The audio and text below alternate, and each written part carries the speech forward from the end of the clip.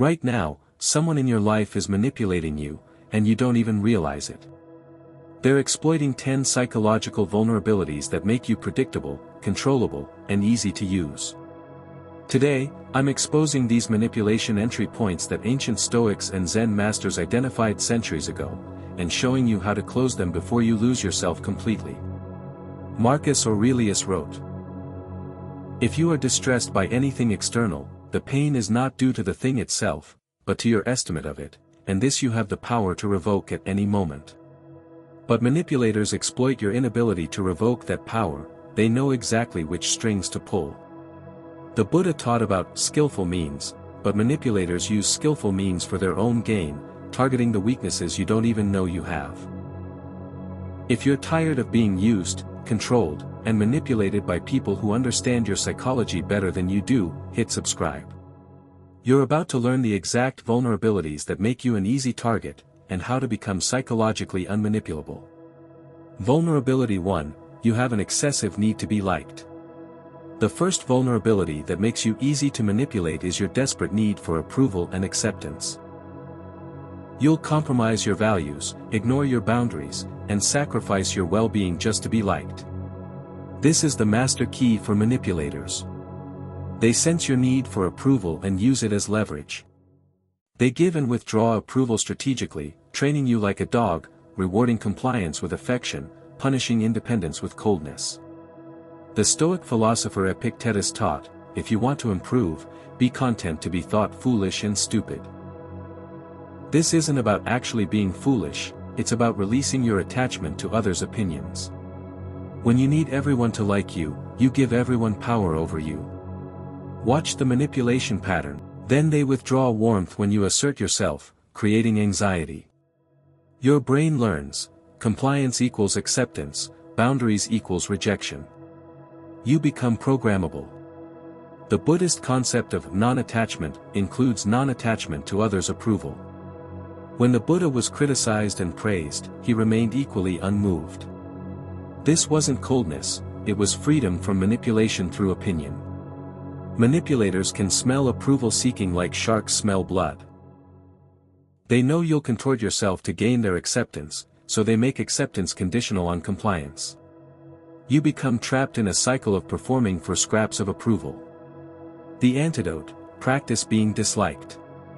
Express one genuine opinion daily that might make someone uncomfortable.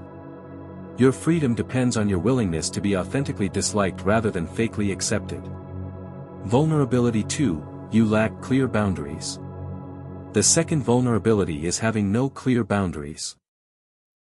Or having them but not enforcing them. You're like a country with no border control, inviting invasion. This makes you incredibly easy to manipulate because manipulators need access to succeed. Clear, enforced boundaries keep them out. Unclear or unenforced boundaries let them in, then they slowly expand their territory until they control everything. Marcus Aurelius practiced what he called the inner citadel, a protected space within himself that no one could violate. But you've left your gates wide open, posting signs that say, "Feel free to take advantage."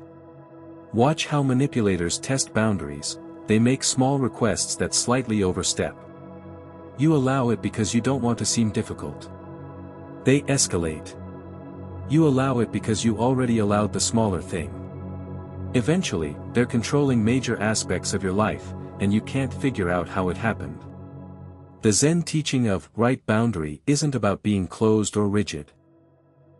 It's about knowing where you end and others begin. Manipulators deliberately blur these lines, making you feel responsible for their feelings, guilty for their reactions, and obligated to fix their problems. Without boundaries, you have no self to defend. You become an extension of the manipulator's will, your life reshaped to serve their needs while yours disappear. The antidote: write down 3 non-negotiable boundaries. State them clearly when tested. Enforce consequences the first time they're violated. Boundaries without enforcement are suggestions that manipulators ignore. Vulnerability 3, you take responsibility for others' emotions. The third vulnerability is believing you're responsible for how others feel, taking on guilt for emotions you didn't create and can't control. This is pure manipulation gold. When you accept responsibility for others' emotional states, you hand them complete control over you. They just have to feel bad, and you'll do anything to fix it. Even things that harm you. The Stoics drew a crucial distinction between what's in your control and what's not in your control. Epictetus was crystal clear: other people's emotions are not in your control. But you've been trained to believe you cause and must fix them. Watch the manipulation: they get upset, then make it about you. You made me feel this way. If you really cared, you wouldn't. I'm only angry because you. They're training you to manage their emotional regulation while they take no responsibility for it. This creates an impossible situation. You're trying to control something you can't control, their emotions, which means you always fail, which means you're always trying harder, which means you're always available to be manipulated. The Buddhist principle of compassion with boundaries means you can care about someone's pain without making it your responsibility to fix it. You can acknowledge their feelings without accepting blame for them. Manipulators exploit your confusion between empathy and emotional responsibility. Empathy is feeling with someone. Emotional responsibility is believing you must fix their feelings. The first is compassion, the second is codependence. The antidote: practice this phrase: I hear that you're upset, and I'm not responsible for fixing that. You can care without carrying. You can support without sacrificing yourself on the altar of their emotions. Vulnerability 4. You're a chronic explainer and justifier. The fourth vulnerability is your compulsive need to explain and justify yourself, especially to people who have no authority to judge you. This gives manipulators massive leverage because every explanation you offer is another entry point for manipulation. They ask, why, and you explain. They poke holes in your explanation. You explain more. You're now defending your right to live your life while they sit in judgment. Marcus Aurelius never explained his decisions to those who lacked the authority or wisdom to understand them. He made decisions from principle and accepted the consequences without needing validation. Watch the manipulation: they question your choice. Instead of owning it, you explain. Your explanation reveals your insecurities, your values, your pressure points. They use this information against you, making you feel your decision was wrong, selfish, or insufficient. The more you explain, the more they can attack. The more they attack, the more you defend. You're now trapped in a cycle where they control the conversation by simply questioning, and you exhaust yourself justifying your existence. The Zen teaching of no mind includes not needing external validation for internal decisions. When you know your reasoning is sound, you don't need others to agree with it. Manipulators love explainers because explanations always contain vulnerabilities they can exploit. You did this because of X. Well, what about Y and Z? They're not seeking understanding, they're seeking ammunition. The antidote: practice responding to why with because that's my decision or that works for me. One sentence maximum. No justification. No negotiation. Watch how quickly manipulators move on when you stop feeding them material. Vulnerability 5. You can't handle guilt or discomfort.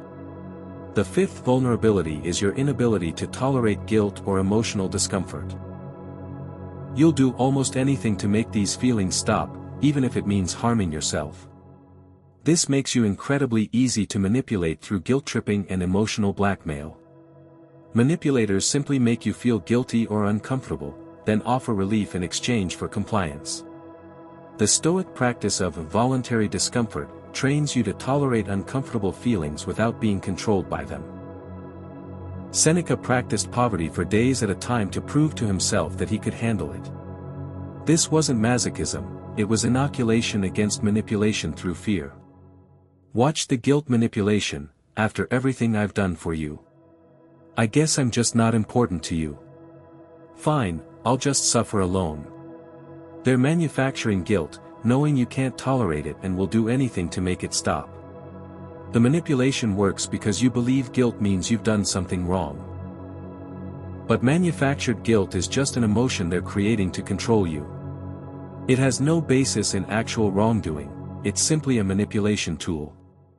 The Buddha taught about the second arrow. You can't always avoid the first arrow of pain, but you don't have to shoot yourself with the second arrow of suffering about the pain. When manipulators cause you guilt, that's the first arrow. Your frantic attempts to eliminate the guilt are the second arrow. The antidote. Practice sitting with guilt without acting on it. Notice, I feel guilty. This is uncomfortable. Often, manufactured guilt dissolves when you stop feeding it with compliance. Real guilt about actual wrongdoing persists and deserves action, but most guilt manipulators create is smoke. Vulnerability number 6, you need to be seen as good or moral. The sixth vulnerability is your identity investment in being seen as good, nice, or moral. You'll accept bad treatment to maintain this self-image. Manipulators exploit this brilliantly. They know you'll tolerate their toxicity because refusing would challenge your identity as a good person. They frame their needs as moral obligations you must meet to remain good. Marcus Aurelius distinguished between actual virtue and the performance of virtue. He wrote, "Waste no more time arguing about what a good person should be. Be one." But you're so busy performing goodness that manipulators use the performance against you. Watch the manipulation. A real friend would. If you were a good person, you'd. I thought you were better than this. They're not describing reality, they're redefining good to mean does what I want. This creates a trap. You can't set boundaries without being selfish. You can't say no without being mean. You can't prioritize yourself without being self-centered. Your entire moral framework has been weaponized against you. The Zen concept of beyond good and evil doesn't mean having no ethics. It means not being trapped by labels. Sometimes the truly compassionate action looks selfish to those benefiting from your self-sacrifice. Real goodness includes goodness toward yourself. Real morality includes self-preservation. Real virtue includes the wisdom to know when you're being used and the courage to stop it. The antidote. Redefine good to include self-respect and boundaries. Practice saying, a good person also values themselves when they try to guilt you. The seventh vulnerability is social isolation. When you lack a strong support network, you become dependent on the manipulator and unable to get reality checks. This is why manipulators often systematically isolate their targets. They criticize your friends, create conflict with family, monopolize your time, and slowly cut you off from anyone who might see the manipulation and warn you. The Stoics valued self-sufficiency, but they also understood the importance of wise counsel. Marcus Aurelius surrounded himself with philosophers who could challenge his thinking. He knew that isolation creates vulnerability to distorted thinking. Watch the isolation pattern. They make you feel like no one else understands you like they do. They create drama with your support network. They demand more and more of your time. Eventually, they're your only close relationship, and now you're trapped. Without outside perspectives, you lose the ability to gauge whether their behavior is normal or abusive, whether their demands are reasonable or exploitative. They become your entire reality, which means they control your reality completely. The Buddha's Sangha, community of practitioners, wasn't just for spiritual growth. It was protection against isolation and the distorted thinking that comes from it. Multiple perspectives keep you calibrated to reality. The antidote. Actively maintain relationships outside the potentially manipulative one.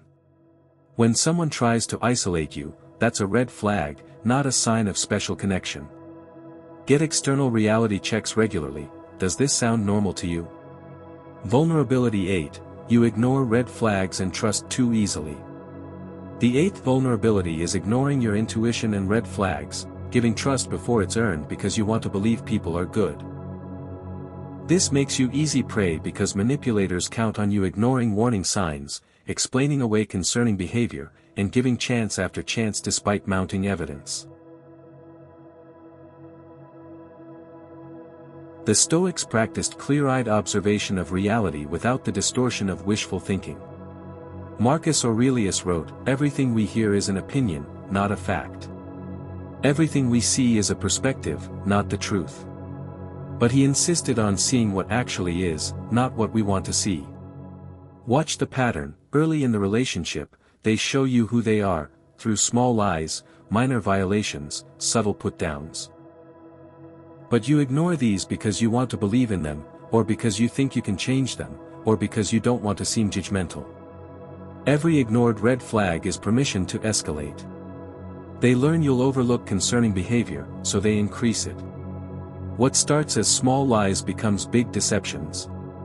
What starts as minor manipulation becomes complete control. The Zen practice of seeing clearly means observing without the filter of hope, fear, or desire. You see what is, not what you wish were true or fear might be true. Your intuition is pattern recognition from your unconscious mind. When something feels off, it probably is, even if you can't articulate why. Manipulators groom you to ignore this intuition, to doubt yourself, to explain away what your gut knows. The antidote: trust is earned through consistent behavior over time, not granted immediately. When you notice a red flag, pay attention. 1 might be a fluke. 2 is a pattern. 3 is who they are. Believe the pattern, not their excuses. Vulnerability 9, you have low self-worth. The 9th vulnerability is low self-worth. When you don't value yourself, you accept treatment that reflects that low valuation, and manipulators exploit this ruthlessly. This is perhaps the most fundamental vulnerability because all others stem from it. When you believe you're not valuable, you tolerate the intolerable, accept the unacceptable, and stay in situations that healthy self-worth would exit immediately. Epictetus taught that you contain within you the same divine spark that animates all existence. But you've been conditioned to believe you're less than, not enough, or fundamentally flawed, which makes you easy to manipulate. Watch how manipulators target low self-worth. They identify your insecurities, then alternately exploit them. "You're lucky I put up with you," and promise to fix them, "only I can see your real value." You become dependent on them for the self-worth you should be generating internally. This creates a devastating cycle. Low self-worth makes you accept poor treatment. Poor treatment reinforces low self-worth. The manipulator becomes both the cause of your pain and the supposed cure, trapping you in dependence. The Buddhist practice of Buddha nature recognition teaches that your fundamental nature is already whole, already worthy, already complete. You don't earn worth through achievement or others' approval, you recognize the worth that was always there. The Stoics believed in inherent human dignity. You have worth simply by virtue of being irrational, conscious being capable of virtue. This worth can't be given or taken by others, only recognized or obscured. The antidote: daily practice. List 3 things that make you inherently valuable, independent of achievement or others' opinions. Your worth is axiomatic, not earned. When you know this, manipulation loses its primary power. Vulnerability 10, you believe people can't help their behavior. The 10th and final vulnerability is believing that people can't control their behavior, that their manipulation, abuse, or toxicity is somehow beyond their control, which makes you tolerate it indefinitely. This belief transforms you into an enabler. You excuse, rationalize, and tolerate behavior you should be confronting or exiting, all because you've convinced yourself they can't help it. Marcus Aurelius believed in human agency, that we all have the power to choose our actions, even if not our circumstances. He wrote, "You have power over your mind, not outside events." This applies to everyone, including your manipulator. Watch the excuse pattern: they had a hard childhood. They're stressed. That's just how they are. They don't mean it. You've developed an entire rationalization system that absolves them of responsibility while keeping you trapped. The truth that manipulators count on you not knowing: they absolutely can control their behavior. Notice how they don't manipulate their boss, or strangers, or people who won't tolerate it. They only can't help their behavior with you, because you've accepted the excuse. The Zen teaching of karma means action and consequence. When you remove consequences by excusing behavior, you enable it to continue. You're not being compassionate, you're being complicit in your own mistreatment. Real compassion sometimes means holding people accountable, allowing them to face consequences, and refusing to enable destructive patterns. The most loving thing is sometimes "I won't tolerate this anymore." The antidote: replace "they can't help it" with "they choose not to control it with me." See the choice, see the pattern, and stop making excuses for someone who isn't making changes. Building psychological immunity. These 10 vulnerabilities work together to create the perfect manipulation target. But awareness is the first step toward immunity. Manipulators need these entry points to succeed. Your need for approval gives them leverage. Your lack of boundaries gives them access. Your emotional responsibility gives them control. Your need to explain gives them ammunition. Your intolerance of guilt gives them a weapon. Your moral performance gives them a tool. Close these vulnerabilities, and you become psychologically unmanipulable. Not because you're cold or closed, but because you're self-aware, boundaried, and clear about reality. The Stoic and Zen: clear about your worth, your boundaries, and what you will and won't accept. Until next time, trust yourself, protect your peace, and never let anyone make you doubt your inherent value.